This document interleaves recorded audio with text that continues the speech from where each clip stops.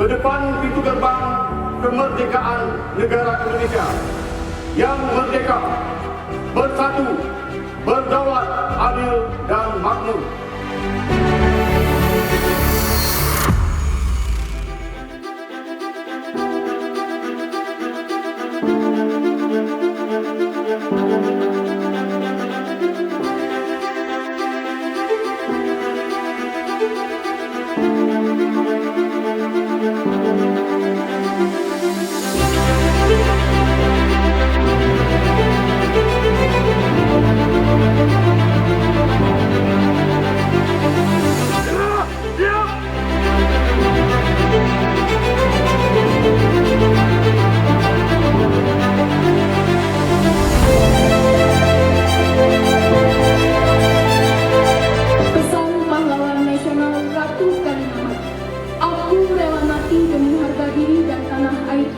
Sebab kehormatan tidak bisa dibeli.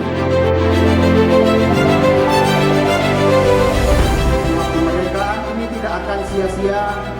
Kita akan melanjutkan perjuangan para pahlawan dengan cara kita bekerja lebih keras, berpikir lebih jernih, dan melayani lebih tulus.